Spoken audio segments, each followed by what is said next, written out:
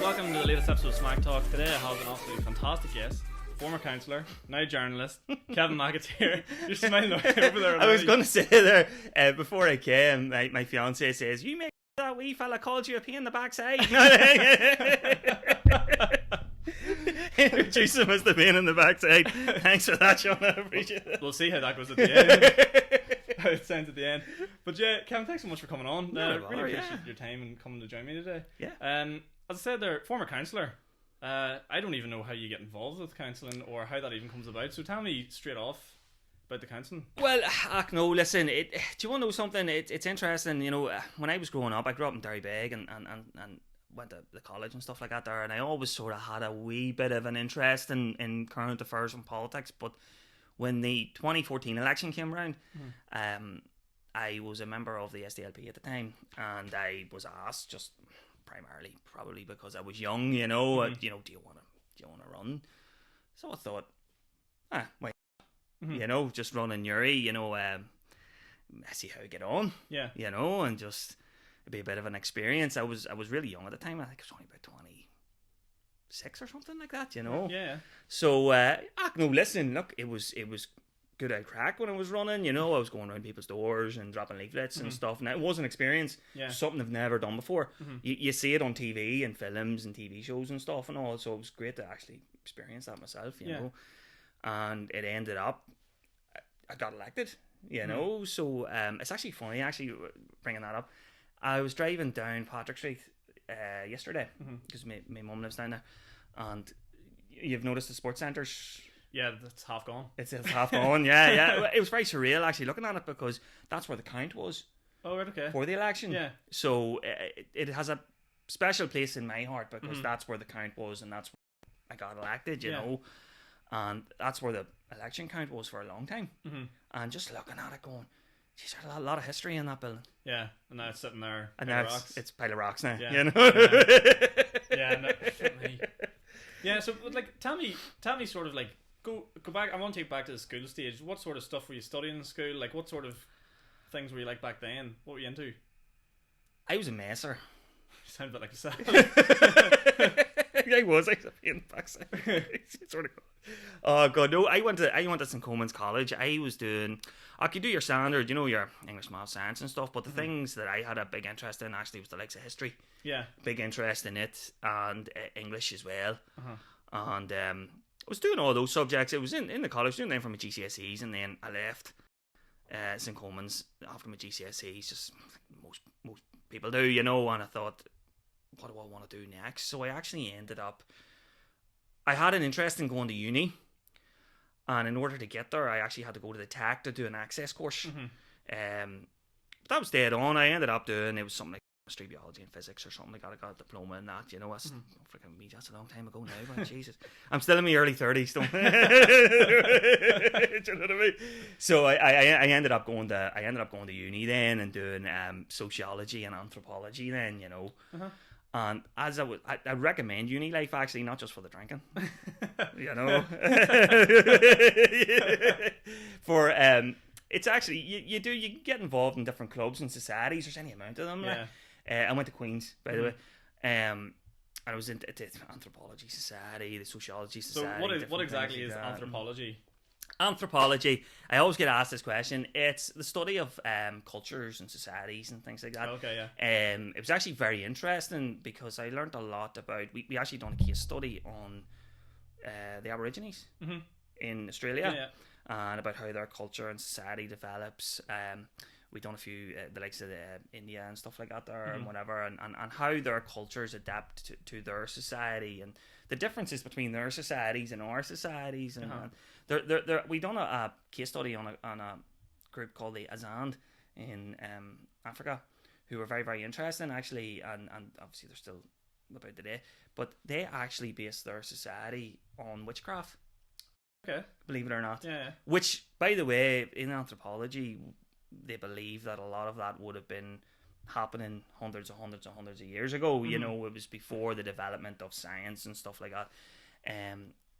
You know, a lot of societies around the world have been attached to maybe religions and stuff like that, and different ways of thinking and stuff. So witchcraft would have been one of those, you know. But they've managed to maintain that as the centuries and centuries go on. Like they base their laws and stuff and all on it and all. It's really really interesting. Yeah, they're a tribe, you know, in Africa, and thankfully they've haven't really been hit with modernization. You know, it's. I think the big thing for a lot of them, you know, colonies is sort of the thing that wipes them up. I think in like the cases in like like Peru and stuff like that, there whenever like Western culture comes over and they're exposed to these, like, well, we have a good immune system for, like, you know, the general flu could wipe out millions of those people, because their immune system's never been exposed to it and stuff like that. But they've survived all of that and are still going today, basically.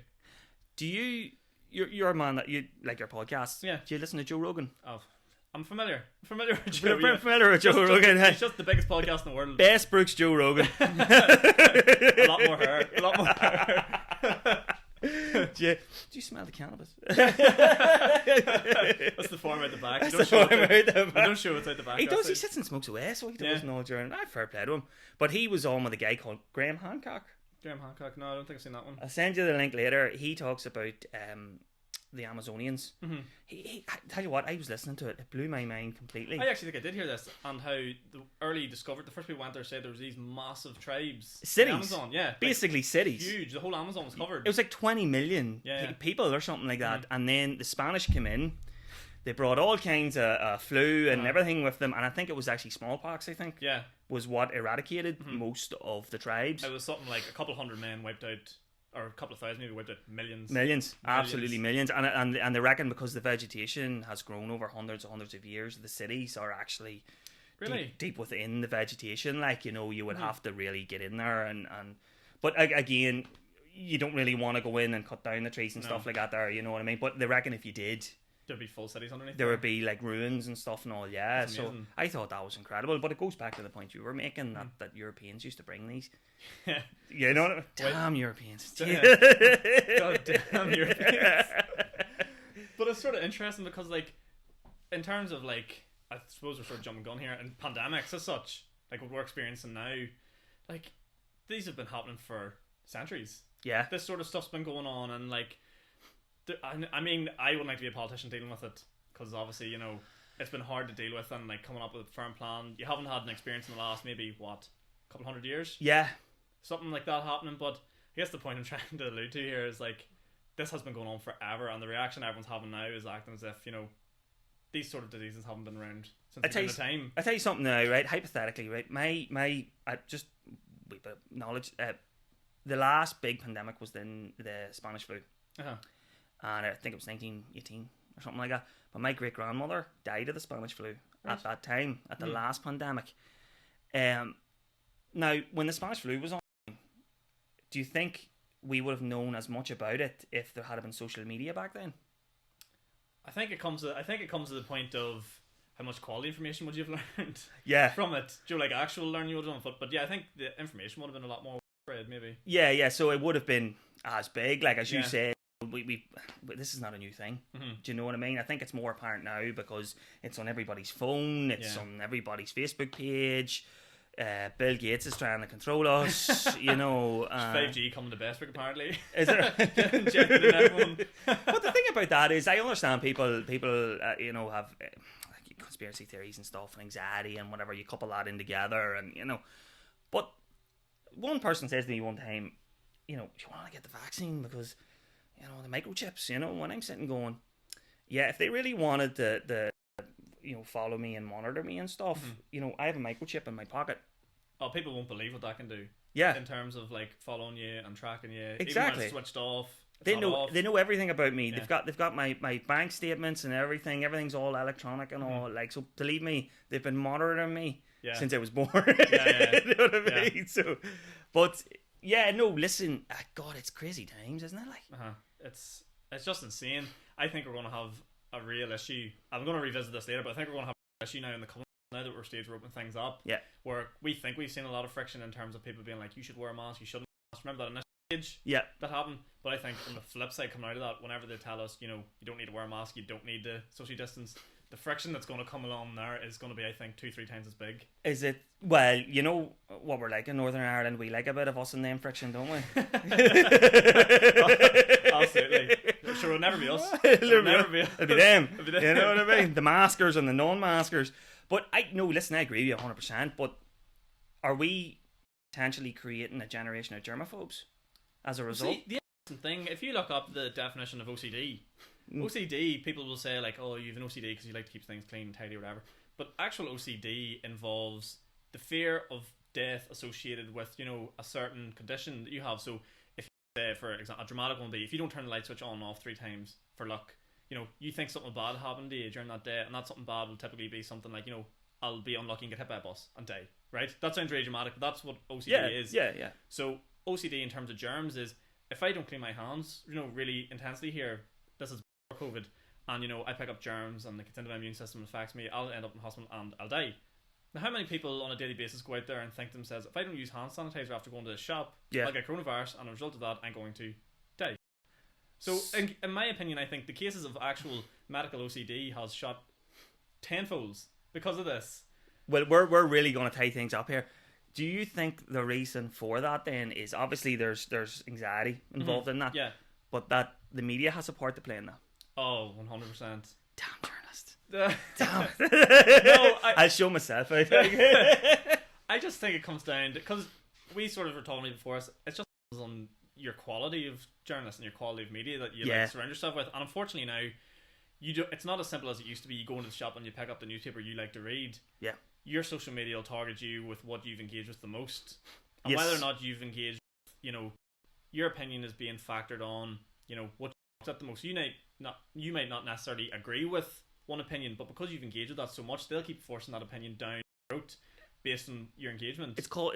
It's an algorithm, isn't it? Yeah, so the algorithms. I've been saying, people have been listening for this for a while, but I've been working in social media lately for the last 6-7 months now, and just the stuff and power Facebook has to target you is unbelievable. You're bringing in full-time engineers, data guys and stuff like that there that are just purely writing code to retarget you. So this sort of goes on. We're going off on a tangent here, but sure, we'll do, Joe Rogan style here, right? So they say that is that's the modern warfare, that countries, maybe America, Russia, China, North Korea, whatever, they actually have offices and offices of maybe thousands of people who specifically target social media, particularly during elections.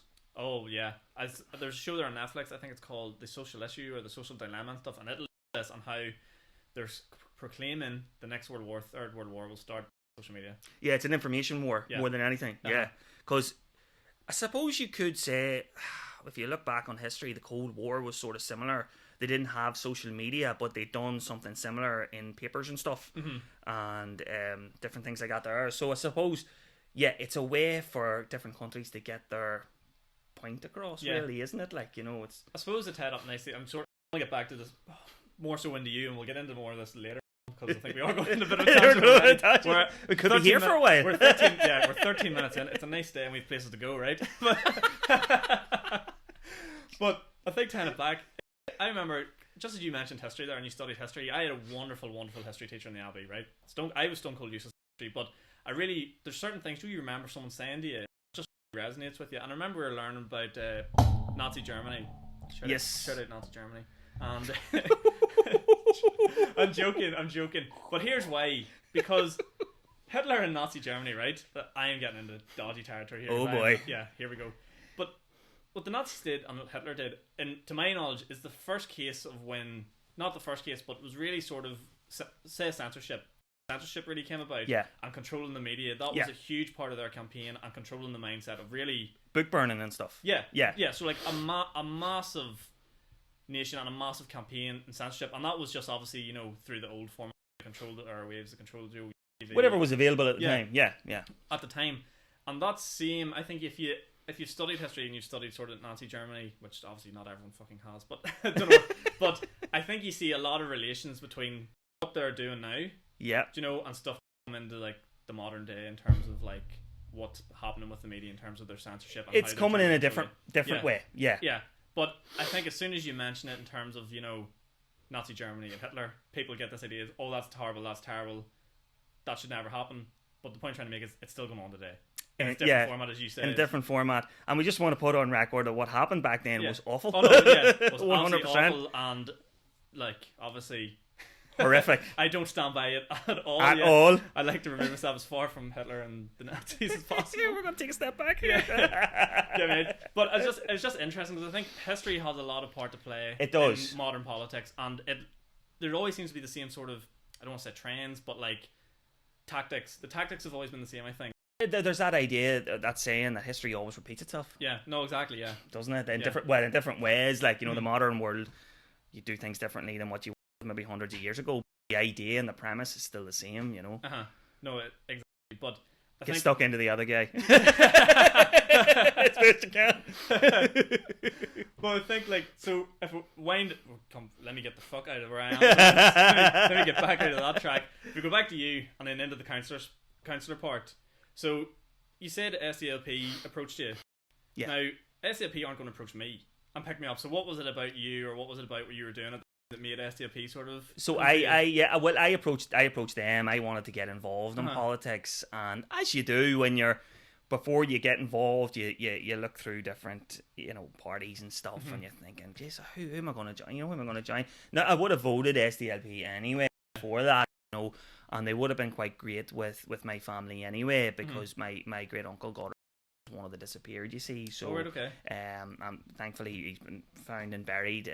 So they done a lot of work with the families that disappeared. So that attracted me to it. My nanny was, she knew some of them, and she spoke very highly of them. So naturally, I'm going to go down that direction. So I did, and I was there for a few years, and got elected with the SDLP. And so tell me, what was that like? What was that? I don't mean to interrupt you, but what was that like of being elected? Did you have full confidence in yourself that, like, obviously you run with the intention of getting elected? Yeah, it was weird, like, obviously, when they called my name out and said I was getting elected, I done this big, the working class lad that wears hoodies and all the time from Derrybeg and Parkhead, just got elected to the council, so it's time to stir shit up here, do you know what I mean? But it was great. No, listen, it was good because I'll not lie to you, listen, halfway through the election campaign, I sat and I thought, Jesus Christ, am I going to get elected here? Like, you do go on a bit of a downer. You'd be thinking, fucking hell, like, geez, I don't know if I'm going to get elected. And there was people there, that picked me up a wee bit and said, listen, keep going, keep fighting, because elections are long. Like, I know people say it's only about 8 or 9 weeks, but Jesus Christ, a day is like the length of a week. Like, you're getting up early, you're getting stuck in. You've got the whole town to cover, and it's a lot of work, and it's great at the end when you turn around and you get elected and you're like, it's just very surreal moment, crazy times, boy. And then what happens next? Then you're elected, and I suppose what is a councillor's role then? What is sort of the main thing that you're sort of doing? Because I sort of, in my opinion, you see a lot of councillors getting, and I'm thinking. Again, this comes down to what we're talking about the media. There's one councillor in particular I'm thinking of here in Gavin Malone, who got elected recently in Uri, and you see him posting a lot of work and sort of pushing a lot of things. Gavin's a good guy, Gavin is one of the good guys, and I think there's a stigma with a lot of people that councillors, I suppose, don't do a whole lot.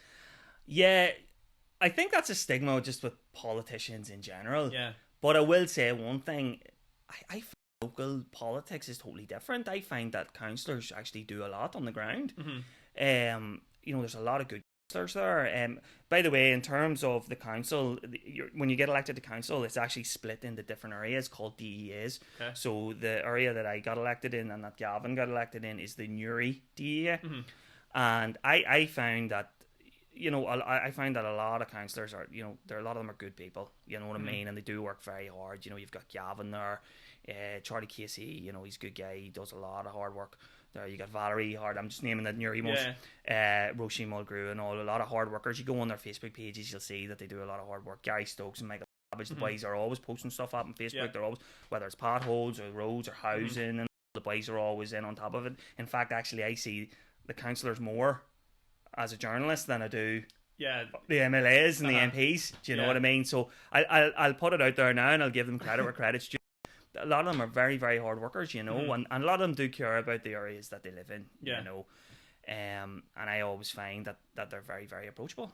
And one thing I always find interesting is, so obviously you wanted to join the SDLP, but for everybody, I suppose it's not always as straightforward of I want to join a specific party and you might want to run as an independent.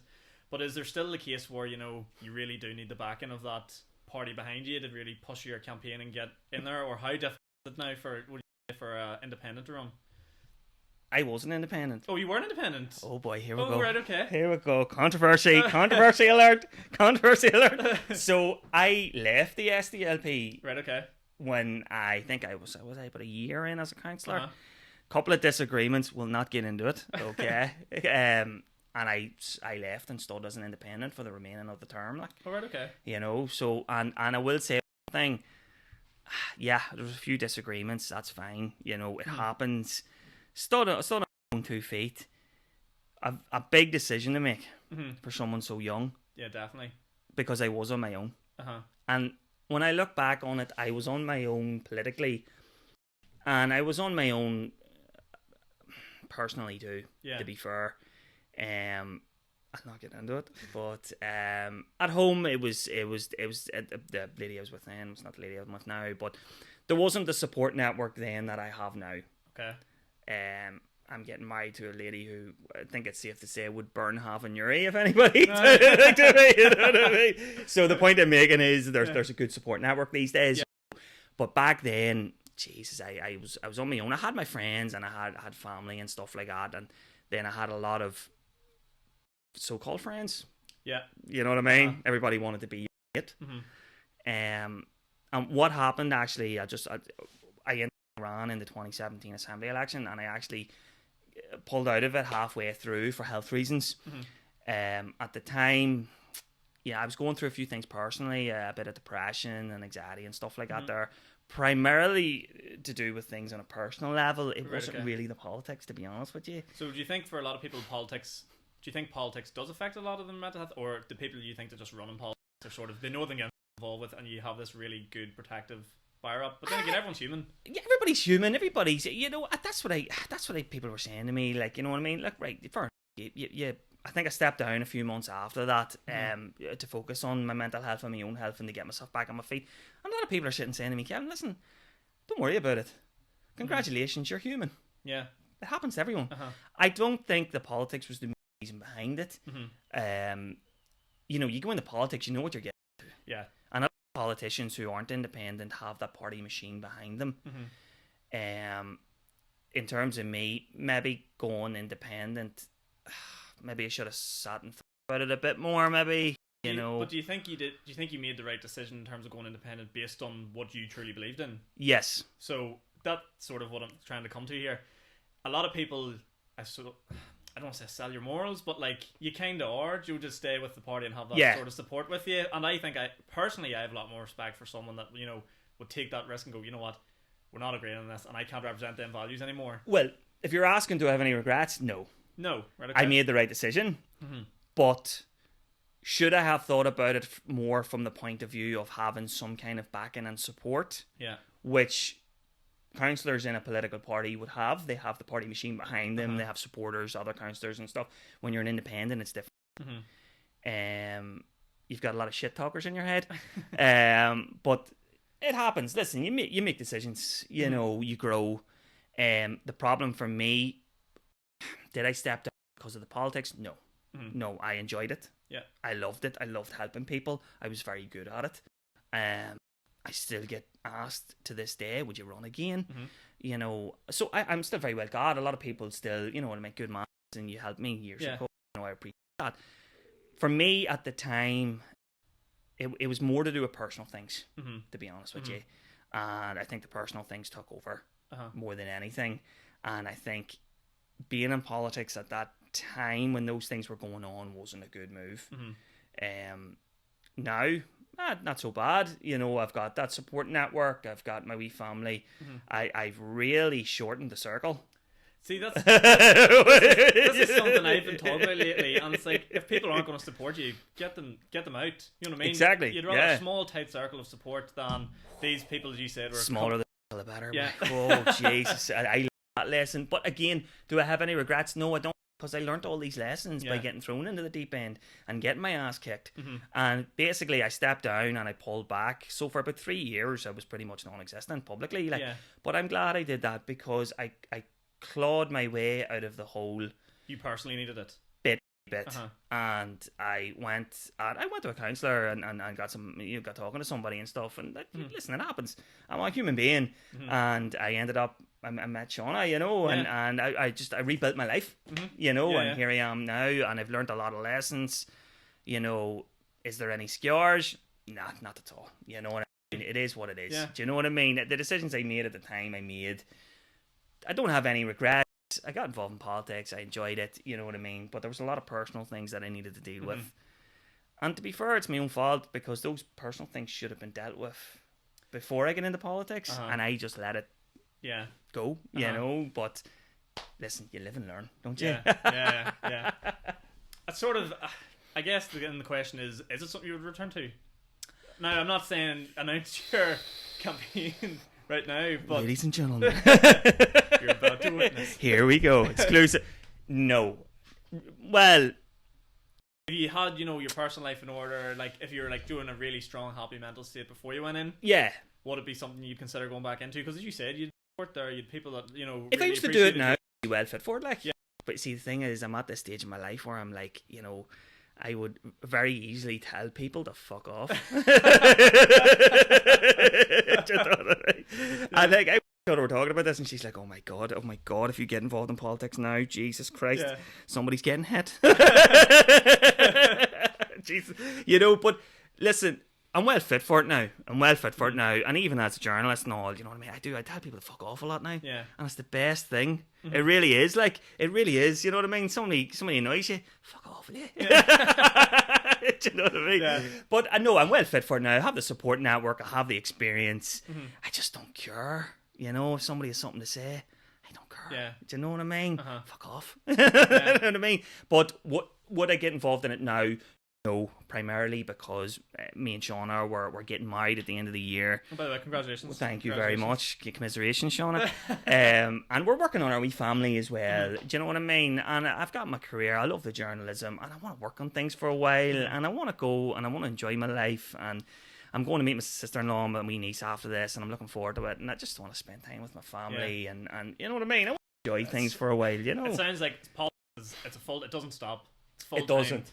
And I'll be honest, they all remember the bad things, boy.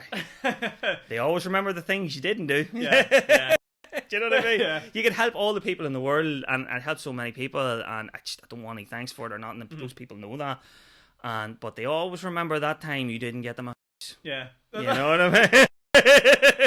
That's just human nature. They'll always revert back to that. You could do 100 nice things and just one thing. You know what I mean? It's basically cancel culture. You could be the best guy ever. You do one Hitler phrase or whatever it is you've said. That's it. Yeah. Oh boy, we're going down that road again. I've already been cancelled myself, so I get cancelled 13 minutes in. I can see it on Instagram. But this has been censored. Okay. I'll have the tag up with you tomorrow and be like, please don't tag me from this. Oh my god, just take a step back here. I don't want to associate with this guy.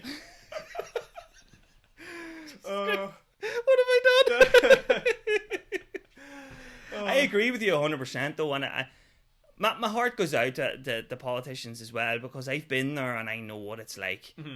And like, there's a lot of politicians there locally as well. They've done so many good things. Yeah. But people are going to chastise them and give off to them and stuff. And like, before I went into the council, I thought, fucking politicians. Do you know this guy and that guy? Fucking hell. Do you know what I mean? But when I get into the council and you're in the council chamber and you're in meetings, you actually get to know them. Yeah. There's a lot of them are good people. Yeah, they're people at the end of the day. We view them as councillors, but they are people. They really are, and they have their wee families and stuff. And a lot of them there would see me in the street today, they'd wave, and I'd stop and talk away to them and stuff. Do you know what I mean? They're just your average people. Yeah. Do you know what I mean? Like, and it's great. Do you want to know something? It was great from that end that you do sit down and you do get to know these people. Do you see them almost as work colleagues when you're working in there? You know, that sort of relationship you have with work colleagues, or is it so? Do you see some of them as rivals, or how would that come about? Jesus, here we go. You do see them as colleagues, and I suppose that's the name of the game. They're going to be colleagues up until a point. They are going to follow their political mandates and their party political mandates as well. Mm. But I find, fair enough. You aren't going to agree on everything. Do you know what I mean? No, that's life. Again, you're only human. Yeah. You're going to disagree, but it's how you disagree mm-hmm. that will define you. You're either going to be fuck you and fucking throwing stuff in you know what I mean? Or alternatively, you're going to disagree amicably and maturely, and it's like I don't agree with you on this, and I'm going to vote against it. But I'm not going to hold it against you. You know what I mean? And you do, because at the end of the day, the only way the council or Stormont's going to operate properly is if everybody works together. Stormont and working together. Stormont working together. You know what I mean? There was a brilliant video out recently. I don't know if you noticed it. It was like Derry. And it was after the riots. Do you remember they called the assembly? I think it was the Alliance Party or something. Recalled the assembly so everybody could get into a room and talk about these riots in Belfast. Yeah. So somebody put up, I actually shared it as well. It was on a different page, but I shared it on my page, and it showed you that scene in Derry Girls where they're getting taken into the nun's office, and your wee girl turns around out of the blue at the start and goes, "It wasn't me. It was Michelle. It was all Michelle." Yeah, I was there. But it was Michelle. And I just went up and goes, "This is Arling." Yeah, I've seen a couple people, like up over that. I was like, "It's Michelle. It was all Michelle." But I didn't do it. It's Michelle. But the whole point of that was them blaming each other. It wasn't us, it was them. Mm-hmm. And then they're sitting going, no, it wasn't us, it was them. It was you. You know what I mean? And we need to get past that. Something I would love to see, and especially from Ireland, and this is a dream. Now, this is an absolute dream. I would love to see, like, obviously the country is very, very, we are Good Friday Agreement is in place, and you have your sharing power and stuff like that there, but it just limits what the parties can do. You know what I mean? I think I personally feel like it just holds back, the parties that aren't so them and us. It really holds them back. Well, I heard this, and I am going to research this actually, and this is a very interesting thing, and I am near sure this is embedded in the Friday Agreement, that if the Alliance Party was, they're obviously getting a lot of votes and they want to try and get more seats, and obviously the DUP have lost support as well at the expense of the TUV, so it's looking like in terms of seats it's going to be quite close between the DUP and the Alliance Party in the next election. But if the Alliance Party was to overtake the DUP as the second biggest party, so it would be Sinn Féin and maybe the Alliance Party as opposed to Sinn Féin and the DUP, I don't think that's embedded in the agreement, because the Alliance Party identify as other, but I think in terms of the agreement it has to be Unionist and Nationalist as the two main parties, as the First Minister and Deputy First Minister. I think I heard that, and it could be a grey area that they might have to revisit. But it seems like something they haven't thought will be happening anytime soon, and the reality is, with the way the votes have been going, as you say. Yeah, well, in 1998, when they put this thing together, the Alliance Party wasn't an overly big party, and the idea of another was extreme. Yeah. Really, so it wouldn't have been factored in because it wouldn't have been thought of really. But listen, it's happening. Yeah. And fair enough. It's good to see it, but I think, me personally as a journalist, I think next year's election is going to be huge. Oh yeah, it's going to be it's going to be the biggest one. I think it'll be the biggest election that we've had in a long, long, long time, to be honest. And I think the key aspect of that is going to be young people, because it could be a generation defining an election. Yeah. No, I definitely think so. I was actually putting together a clip there that I did with Emma Rooney. We were talking about the men and women situation at the minute, and like how men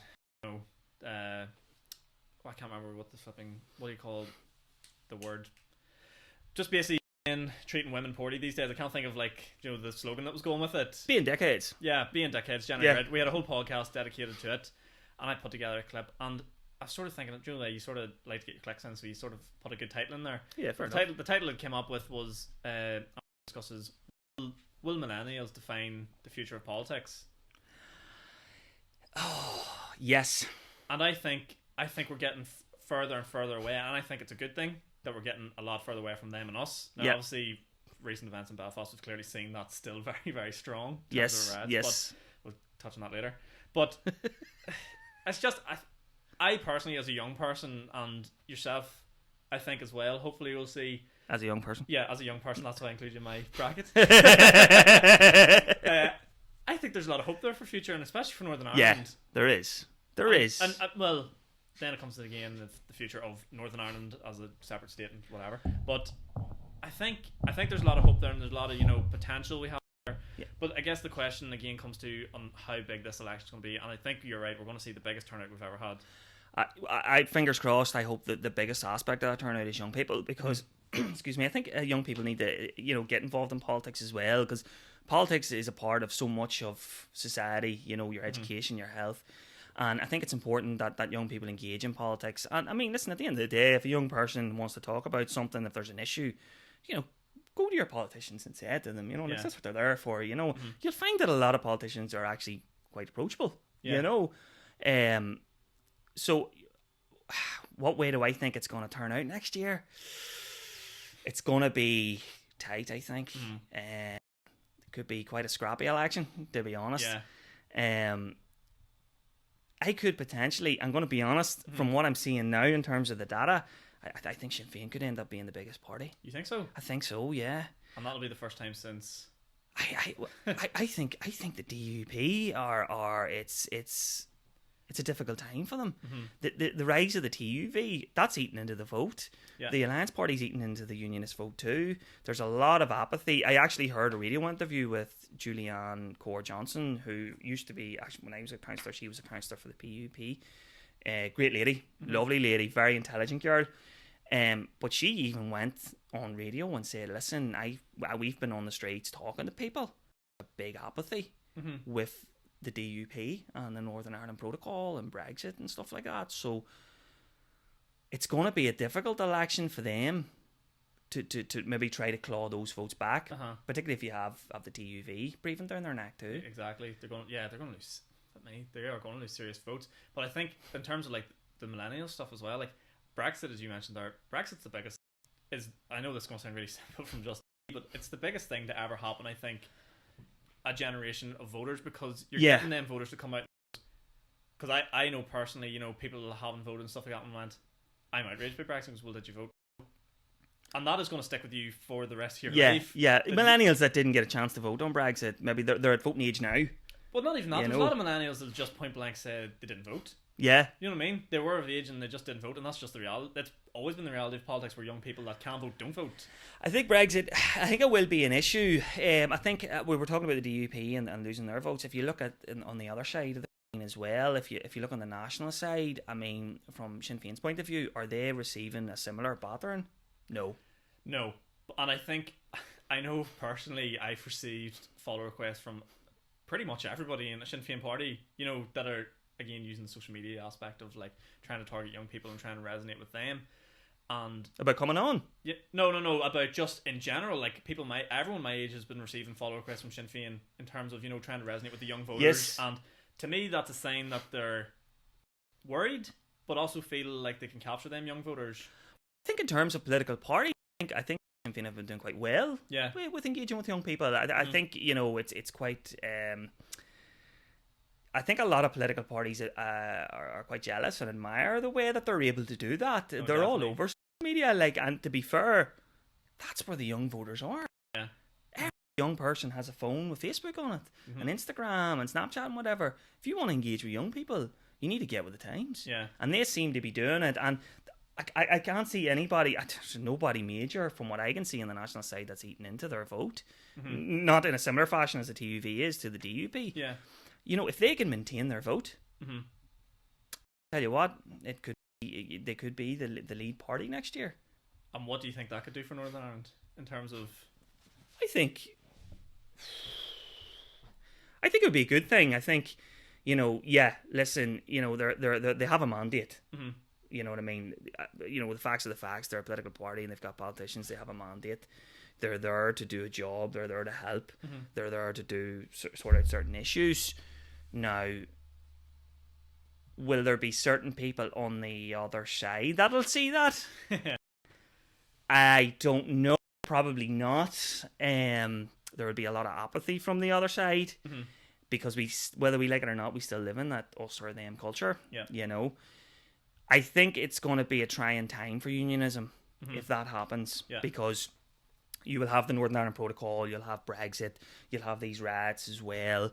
You have the 100-year anniversary as well for Northern Ireland. So I think, if that happens, I think it's going to be a time for unionism to sit back and have a good, long, hard think about where they are and where they want to be. Yeah. I think if that happens, I think the DUP will do the exact same thing. I think we're going to get a leadership challenge. Okay. I think that's going to happen. Yeah. I think Arlene Foster will stay in as the leader until then. Right. Here's something I need to get my head around. Now, obviously, I come across maybe very nationalist or whatever you want to say, and if that's your opinion of me, fine, whatever. I am not overly into politics, I said to you before I came into, so I haven't really got a firm mindset on it. But can you please explain to me, in the best way you can, how Arlene Foster has gotten away with the things she's gotten away with in terms of scandals, and how does her own party not overthrow her and put someone else in? There has to be someone else that can represent the party. No? I mean, that might be a tough question. No, it's not. No, it's a question that's been asked. I need to be careful with the ice that I'm walking on here. I just think, because if you look at it from like the them and us point of view, right? And for fuck's sake, I'm a Sinn Féin voter, and Michelle O'Neill had done that. I would want her out. Yeah. Simple as that. And that's not my allegiance to her or the party or anything. That's just pure. I can see, morals to me. Right. Think about the timing of different scandals, whether she was involved in them or not. Right. Okay. Okay. So we'll just be careful.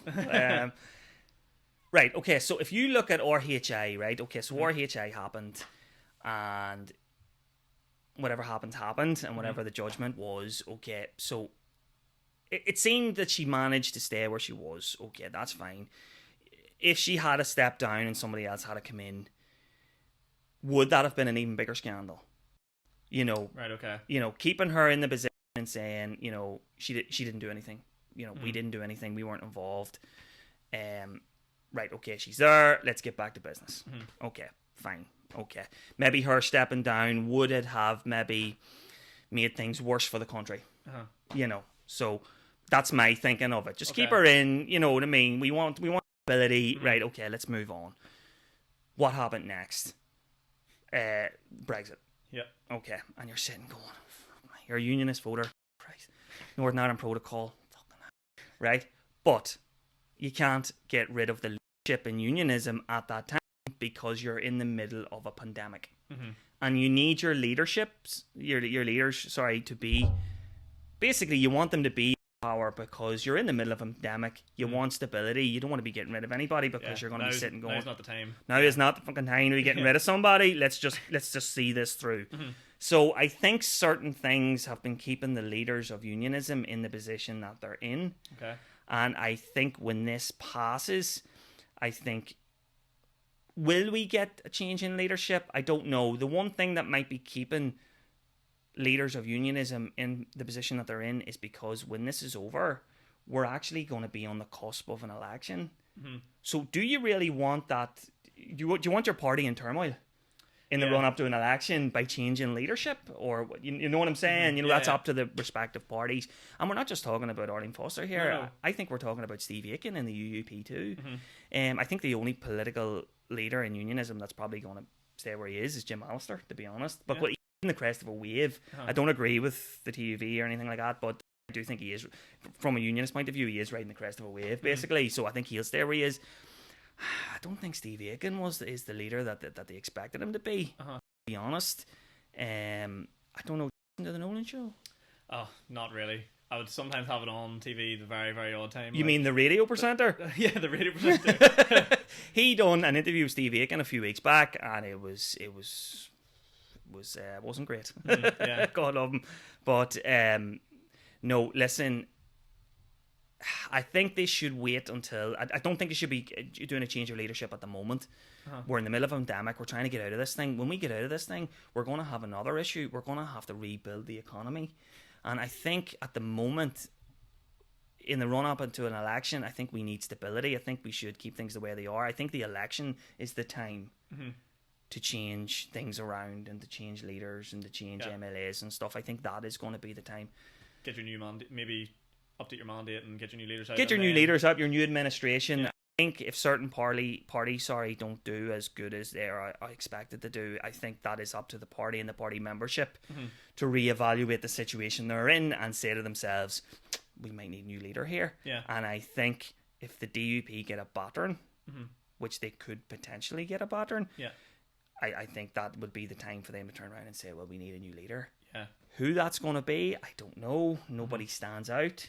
But I do know it was released to the press. There was a couple of articles that there was a DUP branch meeting. Okay. And I think it might have been Antrim, where they discussed this, and they discussed the possibility that, you know what, they're going to lose seats. Yeah, so they're very, very conscious. So if they're very conscious about this moving forward, you know what, it's gonna be a very interesting election. And when is our election? When are we expecting this election? It's the 5th of May 2022. God, that's almost... It's the 5th of May, isn't it? So have you made this far and haven't realised Kevin actually is a journalist? Yes! So that's why I think for my sins! It just clicked in my head. I was like, I don't actually think we've exposed that yet. Who is this guy? Wait, what? This guy's got a lot of opinions. I know that. This isn't a Nolan show. But yeah, so like you're obviously doing the journalism stuff as well now, and I don't mean to jump segments here really, but it sort of ties into what we're talking about and like media coverage and how you're getting your news and stuff like that. But like journalism at its moment is, I mean, it's in a big transition stage as well. It is. It is massive. I think the term fake news is a part of that. Yep. I think, you know, we're getting to this. I think we're getting to a stage in journalism where, you know, everything is going digital. If you wanted to get the news, you just need to pick up your phone. You can go on Facebook, you can go on whatever you want. There's apps. There's, like, a lot of the newspapers have apps now. So it's there, it's in your hand, it's instant, you know. So, not to mention the fact that if you wanted to try and legitimize an article, you can. You can just go on Google and say, does he write about that there? Let me say about... No, I see you got that fact wrong. Yeah. You know what I mean? So there's a lot more criticism for journalists nowadays. And I suppose there's a lot more transparency and you can hold your journalists to account now. You know, that's definitely a good thing. That's a brilliant thing. Absolutely, yeah. But we actually discussed this before we came on. But I think it actually... Nowadays, there seems to be this attitude amongst... not all journalists, but I think journalism and news around the world where they want to get the headline and they want to jump first and be the one to break the news without reading the facts and getting it right. Whereas I think you should take your time and, you know, you might, if something breaks in the news and you don't actually publish it for a couple of days, primarily because you want to get your facts straight, that's fine. That's absolutely fine. Yeah. At least you can hold your hand up and say, well, if you look at my article, you'll actually find that it's legit. So integrity is becoming a big issue then within journalism? Yeah, I think it is. I think you know, I think there's a lot of, and I don't mind saying this, gutter journalism. Yeah, okay. I'm not going to name the papers. There seems to be a lot more of it over the water. But I think I find that journalists in Northern Ireland are actually quite good. I actually find that there's a lot of good journalists in Northern Ireland and even locally here in Uri that actually try to deviate away from that, to be fair. In terms of the ones that write for the I suppose, the bigger, how would you put it? Tabloids? The bigger tabloids, the bigger media outlet companies, I suppose. That standard would still be kept to the same height, do you reckon? Yeah, I reckon, there's a few tabloids there that are good sources of information. I think there's a few big corporations that tend to be, I don't know, sort of one-sided, you know. I'm not getting into it because if I start getting into a certain corporation, you know, you're going to get messages about different things, about conspiracy theorists and all this here, you know what I mean? But I do think, there's a lot of journalism, to be fair. I know people tar it with a brush of fake news and all this here, but the majority of journalists and tabloids and papers are fine, do you know what I mean? And they are trying their best and they are aware of what's going on. I find locally you don't really have that. A lot of the papers here in Uri and all are brilliant, you know what I mean? And they get their time and stuff, and which is good to see. And I think a lot of that's primarily because a lot of the papers locally are maybe out on a weekly basis, so they have the opportunity to take their time to get it right. And a lot of the articles are fine too. Nationally as well in Northern Ireland, I think there's a lot there's a lot of good papers and all there too. You know what I mean? So that's what you want. But I think the issue comes online media outlets that are sort of throwing it out there. And again, I'm not going to mention any names because I'm not bothered with those messages. I know. They need to get it out as quick as possible for their clicks, because at the end of the day, they are a business. Yeah. And they're selling advertising on that website. Yeah. So the more clicks they get, and again, I suppose more. I don't want. Is that it first? More hits and stuff. More clicks. Does more clicks always equal poorer journalism? I don't know. Well, some cases you could see a correlation there. It might be poor journalism, but it might be advertising money. Yeah. You know, doesn't mean these companies aren't filled with journalists. They're filled with people that need to write clickable articles. Well, it is a business at the end of the day too. Do you know what I mean? And you want to get that. You want to be able to get because if you're trying to run a business, you need your advertising, like you know. So exactly. I can understand both sides of the argument. It's a damned if you do, damned if you don't. But I do think you need to maintain some level of integrity with your writing as well. Yeah. Do you know what I mean? You need to get things right as well. And I think, we do live in a society where you can't get away from that. Particularly on social media, there, like if a situation occurs or if something happens, you do hear about 100 different stories. Yeah. On social media. You're going to get that. Yeah, exactly. Like when different things were happening over the past year, I was getting messages from people about this issue, and I was getting like 10 different stories, like, so you need to take a step back and say, right, okay, what way do I approach this? And there's some articles there, maybe I've stepped back and thought, nah, I'll not touch that. Oh, really? I'm not going to touch it for a while. Yeah. I want to see how it plays out first, and then I'll do my research first, so, because you do have to be careful too, you know what I mean? You have to be careful what way you present stuff. You don't represent stuff either, Exactly, because it'll look poor on you then. Like, say you post it to your website and your Facebook page and someone reads it, and then next thing they go, where'd you hear that? Yeah. And then it comes back and it's like, well, how long? As you said, as simple as 1 second Google search goes, well, that's bullshit. I think the best example of that is probably COVID. Yeah. And COVID restrictions and what is the right thing to do and what's not the right thing to do. And I think there's a lot of misinformation. There has been a lot of misinformation on social media regarding it. And I think being a journalist and working for a newspaper and stuff like that, I think you have to sort of tread the fine line there and say to yourself, right, okay, if I'm going to put this out, this is a health and safety issue, it's a public issue. You want to get your facts straight. Yeah, definitely. Yeah, 100%, like, and I think we've done all right. Well, the problem with COVID has been so far, I think, in terms of, like, I think I've seen a thing on the death stats that they're predicting a quarter of the stats, on how they judge whether or not someone died of COVID or not, like, has been very, I don't know, there's been a lot of different measurements of how many people have actually died of COVID. So I think the article you're referring to is the one from The Guardian, and it's no problem naming that because they've published the article and it is out in the public eye. Now, they have put forward this idea that potentially a quarter of deaths weren't attributed to COVID. Which, again, that's fine. They're well within their rights to do that. Clearly, they have the evidence to support that.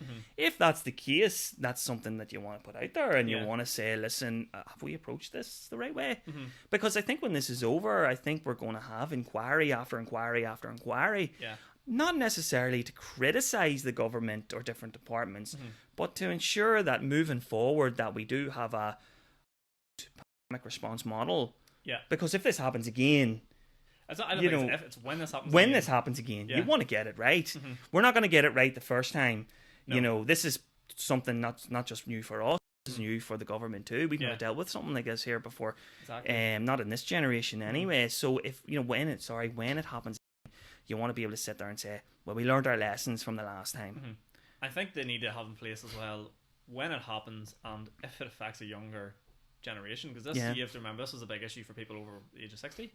Mainly, predominantly.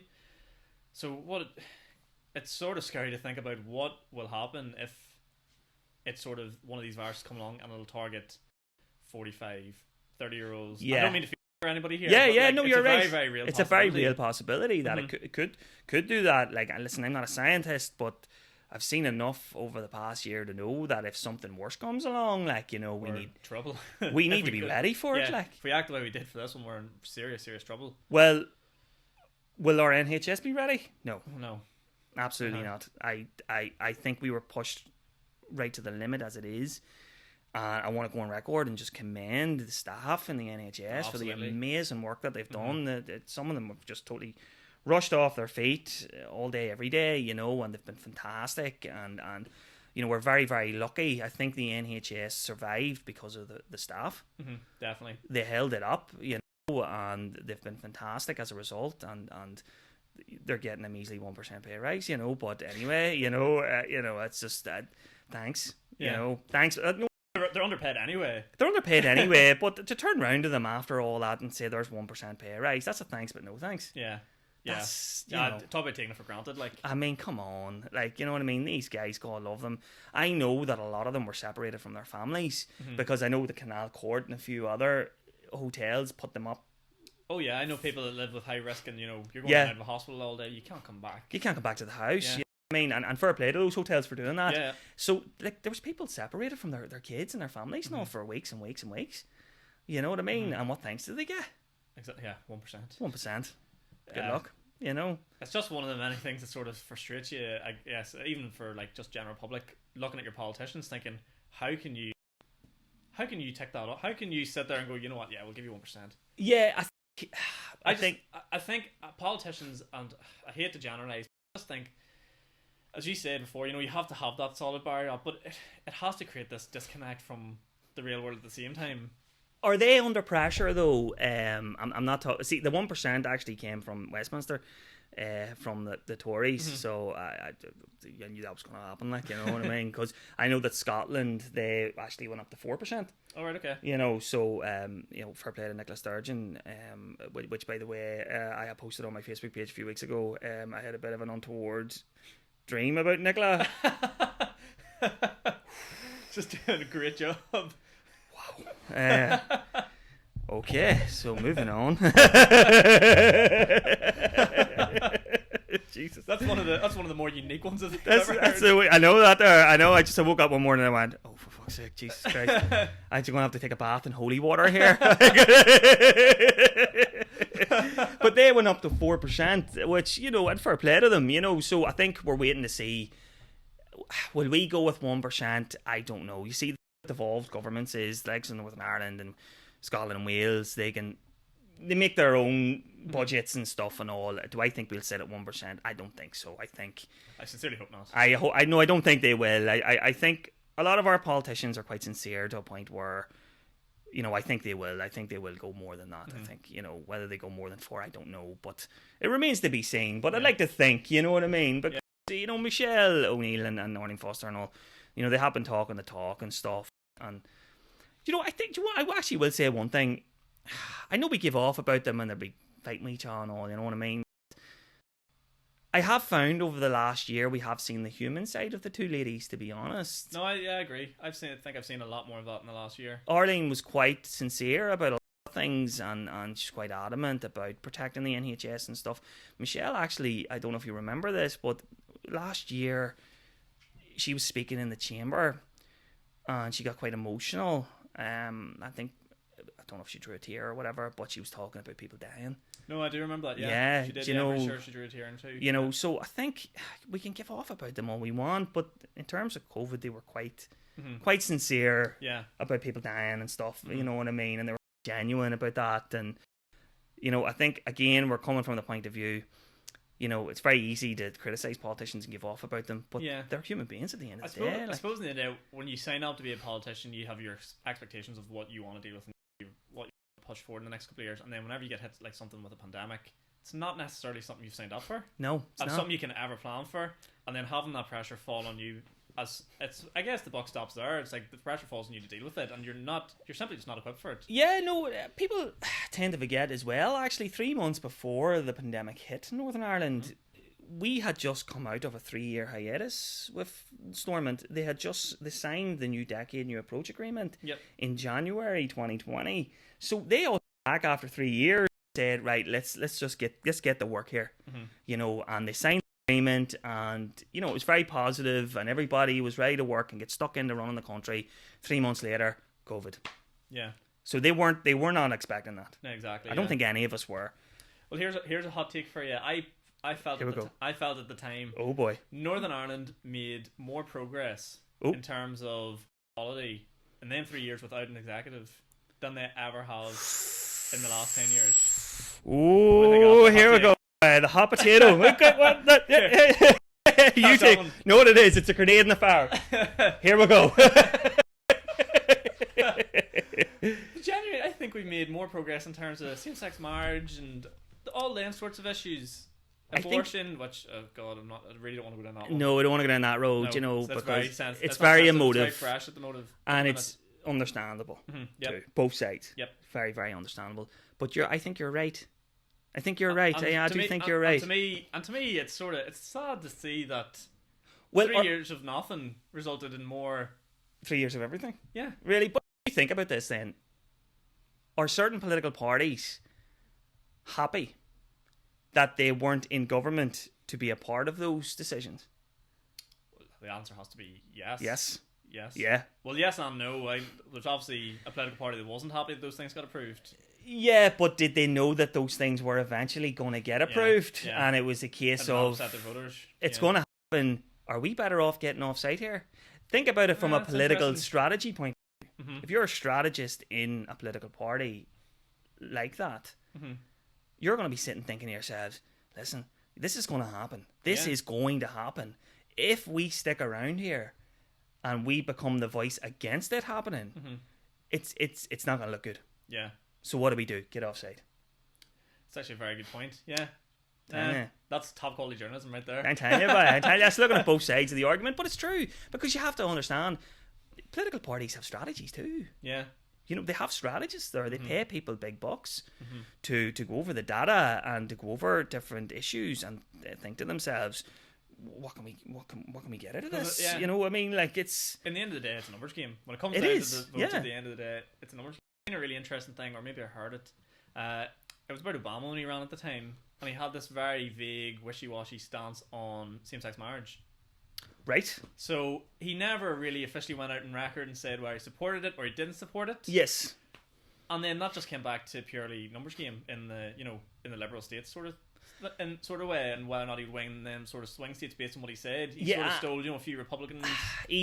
From a strategic point of view, he was probably looking for Christian votes and votes from the Conservative side too, as well. Which, listen, if you're running an election, it's all about strategy. Yeah, and you can't keep everybody happy, but you have to do your best. Really, you really do. Like, you have to look at both sides of the argument.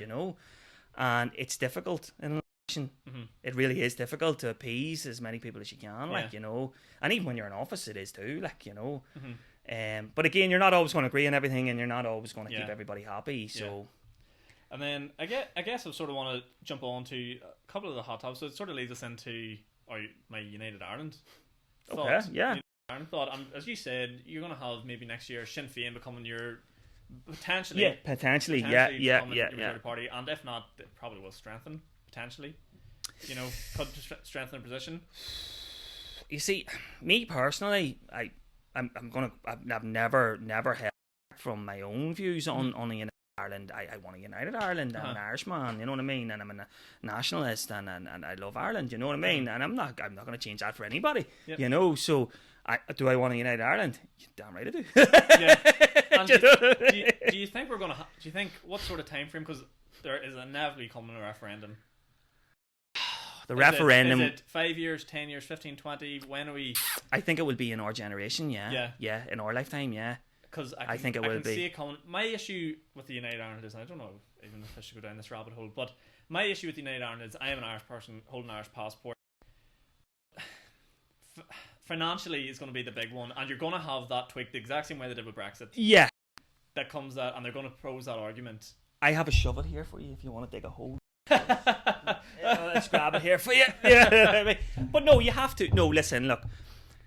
Talking about these things doesn't matter anti-United Ireland. This is just people having the conversation that we want them to have.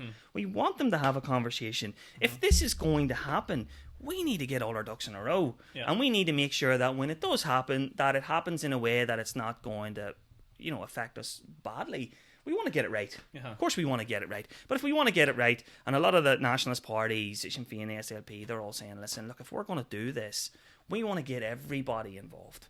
We want to bring everybody involved on board. Sorry, we don't want it to happen to a point where maybe the other side are going to start rioting and people are going to get hurt and stuff like that. There, we want to do it right, and I'm sure the Republic would like us to do it right as well. Do you know what I mean? Because from what I know, it is actually embedded in the Good Friday Agreement as well. If we are going to go for United Ireland, that there has to be consent from the other side as well. Yeah, let us back. You need permission to take us back. Do you know what I mean? Yeah. Like, do you know what I mean? So no, the other side as in DP, the unionist side right, as well. Okay. Because you want to bring unionists on board too. So I thought you meant like just Aaron are going to go. No. Seriously, we really don't want to. Are you serious? Wait, like, what? Right, I'll tell you what we'll do. We'll take Adrian Dunbar, right, and Lina Judy. We'll take them, and then the rest is no. You can keep Belfast. We'll take the rest. Where's that show? Here, Lady Judy, some shit. Do you know what I did? Right, you're not going to believe what I did. This is the biggest fuck up ever. So we'll come back to the United. This is just. I don't want anyone to make the same mistake I made with Lina Judy. So Lina Judy, all the rage. I haven't watched it. So me and Austin sat down and we're like, right, we're going to watch Lina Judy. So load up Netflix, go on, watch it. Like, fuck, this is unreal. The action's flying, unreal, amazing, unreal. 4 or 5 episodes in, big fucking plot twist comes, and we're sitting there like, fuck, this is some show. In the corner of my eye, I noticed said season 5. And wait, what? I goes season 5. Wait, what? Oh, mate. Netflix fucking signed season 5 and only season 5. Oh my god, you've bypassed the first 4 series. I've missed 4 series. It's on it's BBC iPlayer. It's iPlayer, but just because Netflix just works with it smoother than BBC iPlayer in terms of being lazy and like scrolling to the next episode for you and all like instantly and all. It's amazing. So I was just sitting there and I was like, I can't fucking believe this. Have you watched the other ones? No, I've only went back watched 2 episodes of season 1 because we were 4 or 5 episodes in. So I was like, you know what? I'm gonna go run into this wall here, brainwash myself. Oh, get stuck into it. But I feel like what I have seen, I can sort of throw to the back of mind, forget about it. But Ashton on the other hand, very much she's trying to put this piece. Oh, she's trying to figure it out. Season 1, episode 1 and 2 to like 4 or 5, season 4 or 5. Like, look, you're just gonna confuse yourself. Oh, start from the start too. You just get stuck into it. It's a joy to watch, and it's great to see that one of the main men in it is a guy from Northern Ireland. Adrian Dunbar plays Ted Hastings. and he comes out with these like Northern Irelandisms, you know what I mean? He's like, how you're wished and all. And do they plan? That's something I struggle to pick up. Are they set it in Northern Ireland? Sort of made out because it's sort of like a general place now. No, it's set in London, I think. Oh, is it? But it was filmed in Northern Ireland, which is great to see actually because a lot of things seem to be getting filmed in Northern Ireland. Yeah, now. I watched the full series there of The Fall. I don't know if you've seen it. Yeah, oh man! But they like proper embraced the. Oh, they did, surely. And you want to know something? Gillian Anderson, I fancied her so much when I was a kid because I used to follow the X-Files, and she was my Gillian Anderson still has it. She was my first love. I fell in love with her, boy. I'm still in love with her. Gillian, she just plays like the MILF. Do you know the MILF? Oh man, the sexy MILF role. Unreal. The subtle sexy MILF. Oh my god, Gillian Anderson, boy. She was great in the X-Files. Great in the X-Files, boy. Telling you. But it's class to see these good old days. These Northern Ireland places come in because you're just like I remember watching The Fall and Jamie Dornan around the Holy Lands. And I was like, fuck. He's going on his run. Or Spar. There's the corner Spar. I used to get my sausage rolls in there, so did I? I've thrown up at that bus stop. We done rock the boat in that road there, look. But it is class because like even obviously Game of Thrones was massive as well. And like, did you watch Game of Thrones? I watched it twice. What do you think of the last series? You know what? First time I watched it, I got up to date right at the last season. Joe like binge watched it right up until the last series. Fair enough, yeah. So then I never had them painful waits. Remember when like Jon Snow and all, you had that wait, what was going to happen there. So I never had that painful wait, but the last season I did, and then the hurt of waiting for that last season. Listen, I like the second last series now, I'm going to have to say. No, it was quite good. No, the thing with the last series was I think it was quite rushed. It was 6 episodes. And even the Battle of Winterfell, when the White Walkers came down, we spent 7 series waiting for this. To me, that whole was pointless. We spent 10 years waiting for your man to come across the wall and come down with all these zombies and White Walkers and whatever, and I thought this is going to be real. Yeah. We're going to have the battle of all battles, right? Uh-huh. And they could have 45 minutes. 45 minutes we got it out there. They could have put that out for 3 or 4 episodes. Oh, do you know what I mean? Like, and then for definitely. him to get killed, and then it rolled on. Then there was another battle, the battle at the King's Landing when they were at the gate. Uh-huh. That could have went for an episode or 2. But to me, that just infuriated me so much because you had Cersei Lannister, who was the most evil, sinister, like, character you've Gets seen killed with a rock. Yeah, you just hated her. She had all of her ducks stand right in front of her gates. Do you remember that stage where she stand there and she had your woman Missandei there? She slid her and let them walk away. I was like, why would you ever? I don't understand. Yeah. I was like, this makes no sense. But she should have got absolutely mauled yeah. by Arya or somebody to just come in and just, you're sitting there and you're going, rocks getting crushed by rocks in her lover's arms. That was her brother. It's just, God. Do you want to know something? The greatest death was when the wee man got killed. Her son Joffrey. Oh, talk about it. I was never so glad to see somebody die in my life. Talk about a great death. But you want to know something? That just goes to show how good of an actor the wee man was. No, he was, because he was so hateable. He was a fucker, wasn't he? He was an absolute god. Do you know what I mean? And I know it's a show and it's TV and he's an actor, but he done it so well. He made the world hate him. Oh, from the minute you met him, in season 1, episode 1 or 2, you want him dead. And then when he died, you're sitting going, I tell you what, I feel great by it. I tell you, fucking dude, give me a Horsburger. And then they replaced him with another guy who I thought was just a great actor. Your boy that played Bolton. Ramsay Bolton. Ramsay, yeah. Oh man. Fantastic. Oh, what a jeez. I think that's probably my favourite one. That episode, that Battle of Bastards, was unbelievable. Oh, it was unbelievable. That scene, Jory stands and Jon Snow runs out and he's got the sword and the horses run on him. That one shot, he's standing there waiting. The next thing you're just like, he's gonna get done. The next thing the cavalry sort of meets. I know when the brother got killed with the arrow, and you're sitting going, you ran straight. Why not zigzag out of the way, our fella? You deserved that. Throw a couple of shapes and he would have been alright. But it's great to see that's rubbed off on the Northern Ireland economy, because they're doing the tours and stuff now around the country. They are going to. I think they've said as well they're going to be building like a Harry Potter type studio, Bridge or something. I think it's Corbett outside Banbridge is where they filmed it, but it's going to get bigger because the prequel series they're doing, they reckon when they come out they're going to be just as big, but the fan base for those, they're always going to come back to the original. Yep. Do you know what I mean? And it's all going to tie into the original. And Northern Ireland has been fantastic. It's been fantastic for Northern Ireland. Mm-hmm. You get the Dark Ages and stuff like that. And I think it's great to see, other than bad things that we have seen in Northern Ireland as of late, it's good to see the positive things come out like that. That's what fills me with so much hope for Northern Ireland, because there is that potential there. Yeah, there's so much potential there. And yeah, we went through our troubles and terrible times, but that's what makes you sort of sad seeing them pictures of Belfast and the riots and stuff. Like, yeah, it sounds simple. We don't need that. Well, when you look at the riots, you sort of sit and think to yourself, what are they really over? Yeah. You know? Mm-hmm. I think the police says there isn't a sinister element to it, and I'm not going on record and saying that there is, but I do think they need to rethink that investigation, to be fair. Like, as you said, Brexit happened in the middle of a generation who probably didn't know much about it. Yeah. And you're going to sit there and tell me that all those 13 and 14 and 15 year olds are giving off because of Brexit? Like, well, that's it. Like, I mean, my mic's gone skew off here. Yeah, I can get down there. You can't get the staff. I'm telling you. Amazon $2.99. Fuck's sake. Jeff Bezos. Jeff Bezos could do that $2.99. I ain't freaking telling you, boy. Fuck's sake. That's what happens. Where are we going here? An hour and 13 minutes. You know to be.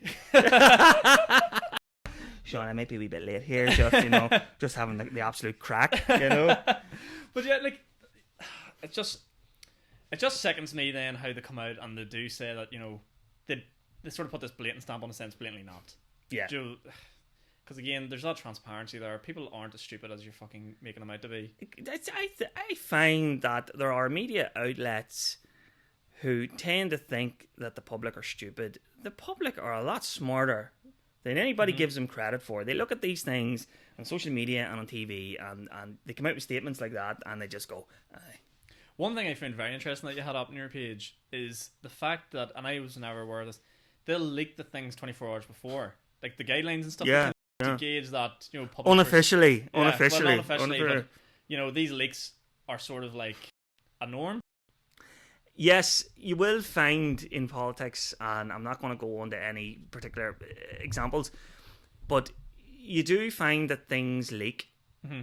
And just to gauge that sort of perspective, you sit and think to yourself, yeah, somebody's leaked that on purpose for a reason. Uh-huh. So if I was a tactician or whatever in a political party, I would be leaking something to a point where you want to gauge the reaction of the public.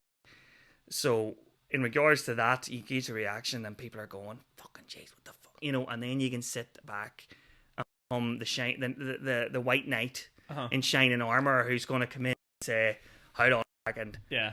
I don't agree with that. Yeah. I'm going to sort that out. Do you know what I mean? Funny how when they leaked that originally, I think it was something like pubs and restaurants were going to be put back till June.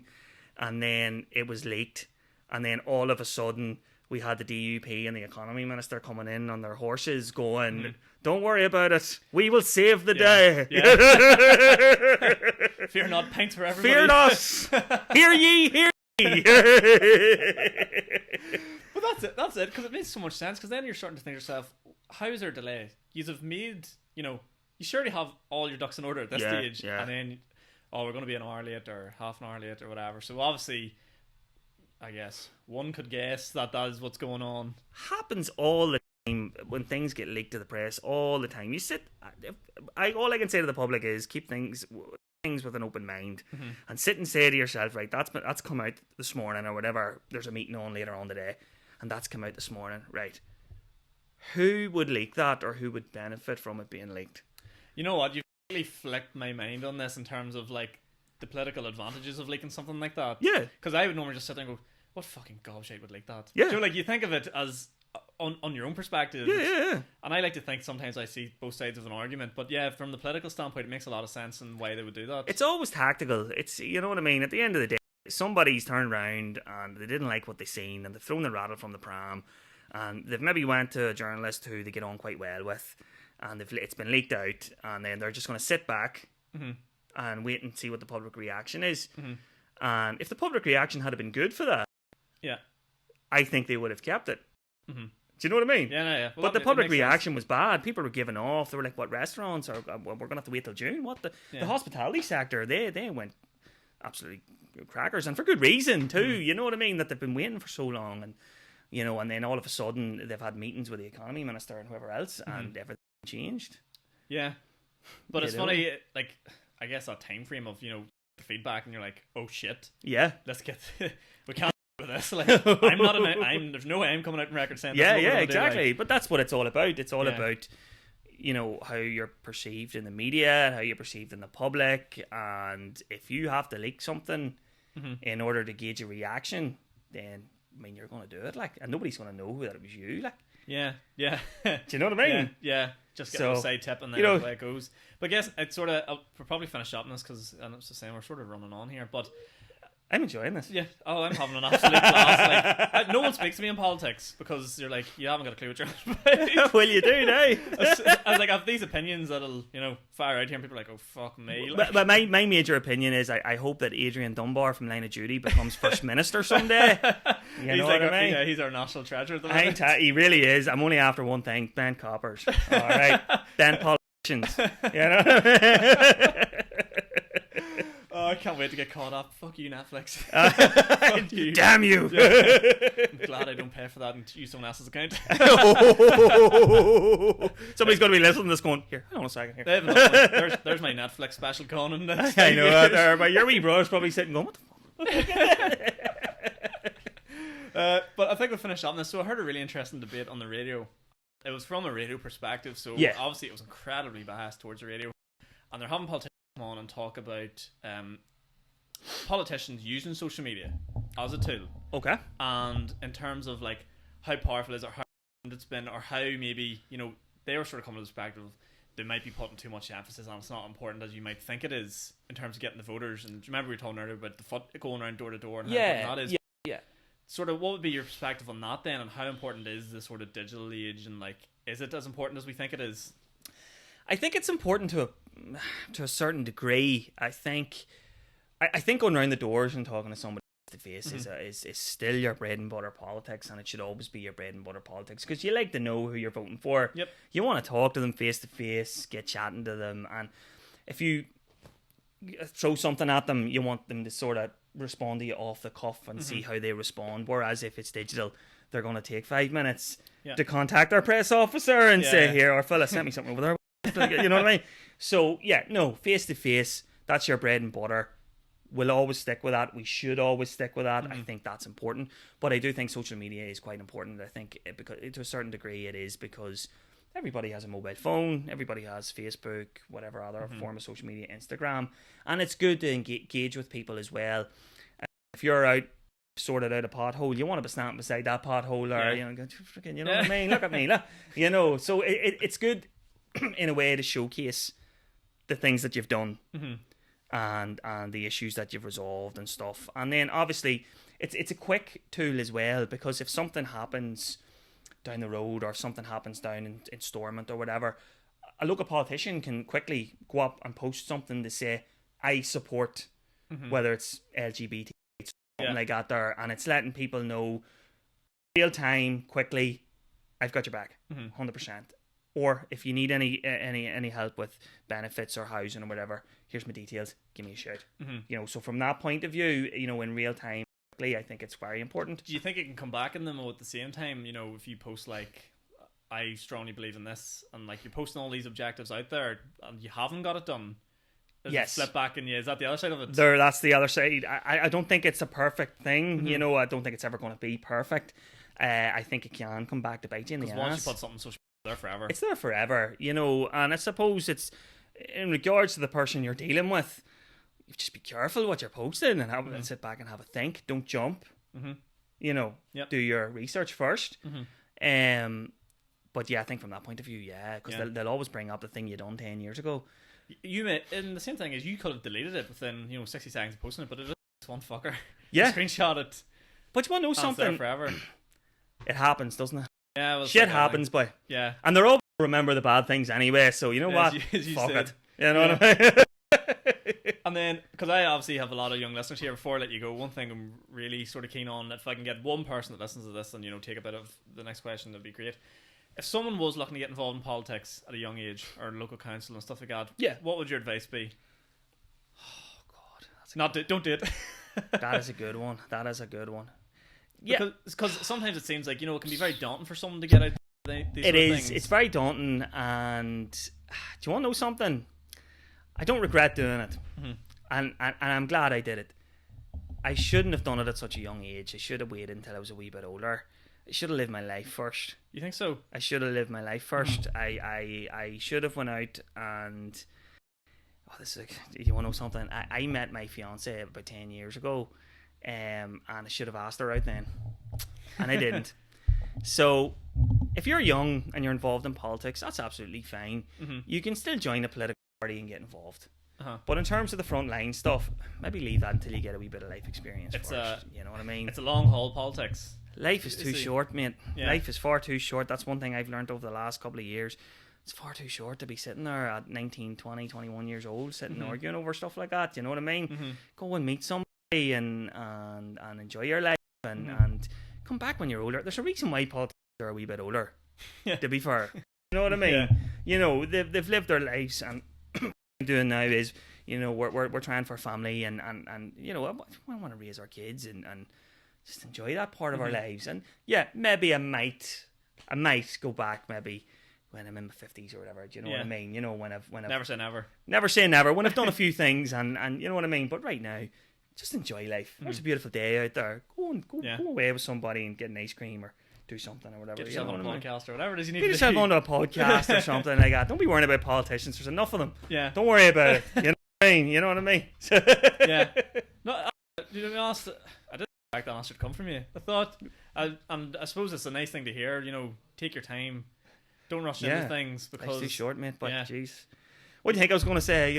We need to change things. Because there is a lot of people that want to make a change and stuff like that there, and really sort of, I guess, when you're young and enthusiastic. Well, I got one for you. You really want to make a change? Do you really need to be in frontline politics to make a change? You can make a change in any other way. You can make a change in your local community by volunteering, by joining a community association, by even politically, if you want, you can do stuff in the background with the political party. Get into journalism and write about it. Yeah. As we were saying earlier, anyone can be a journalist. Social media. You Go for it. Put your ideas out there and see what people think. Set up a podcast. Come on to this man's podcast and talk about it. There's a million different ways to make a difference in your community, not just being a politician or a local councillor. Yeah, that's fascinating. Thanks, Kevin. Thanks so much for your time. No if you bother. want to catch Kevin's news stuff, you can find it on. I didn't know he's going to pull me in there. We'll do that again. If you want to catch Kevin and all his stuff, you can find it on Facebook. At the Kevin Mcateer. It's a like page. There's a 6,000 likes or something. Not the brag or anything, but 6,000 likes. Brag, I'm also on Instagram. Sorry, it's Kev the Journal. I have a Patreon getting set up at the moment as well. You can find that. Probably do membership, but like £1 or something like that. There news articles and stuff like that. It'll have news articles, everything on it, appearances on different things and all as well. And there's also the Clanryan News and Sport website. That's the editor of that newspaper. You can also get us on Facebook and Twitter. Brilliant. So you can. Brilliant. In terms of going forward, then, it's like if you want to check out Kevin's stuff, please do. I was getting all my updates from you from terms of the restrictions and stuff like that that were coming out, and I have to say they're absolutely fantastic and straight out the gate on time and stuff like that. I know you're a busy man, but I certainly appreciate having them come out. And I'm a pain in the arse is what my fiance says. we appreciate you, Kevin. We appreciate you. I needed to know when I can get a pint again. And you're in my good book. She provided me with the news. Oh God, I can't wait. What's going to be your pint of choice, or what's your drink of choice? Oh God, I don't know now. I don't know. God, if you go in there and you're telling me you're going to get a bottle of Courage, I'm going to fall out at you. A bottle of Courage or Corona. Yeah. I want a nice Guinness. Oh. I want a nice Guinness. I really want a nice Guinness. Yeah. I'll probably have a couple of Guinness later on and go up to my mate's house, but just straight from the tap. Yeah. Do you know what I mean? If you took a stick, you couldn't beat it. I want to go to an old man's pub. And get a real pint of Guinness, you know what I mean? I'm just looking forward to sitting down with people on top of me, just in a nice wee snug corner. Oh yeah. It's like, what is social distancing? I can't even remember anymore. It's a real social drink, Guinness. You know what I mean? It's not the party drink like Buckfast or whatever. The forget me nots. It'll not make you popular, but you want to know something? I'm at that age where I don't care. Fuck off! I got my Guinness. Yeah. It'll be class. But thanks again, Kevin, so much for coming on. Any closing comments for you? The pints are on you when this is all over. Trust me, there's going to be some dough spent on it. There's going to be some dough spent on it. But thanks everyone for listening. If you want, leave a wee like or follow. We're close to 100 subscribers now on YouTube, so if you just drop a wee subscribe, I'd really appreciate it. And I'll see you all again in the next one. Thanks, Gavin. No bother. Thanks very much.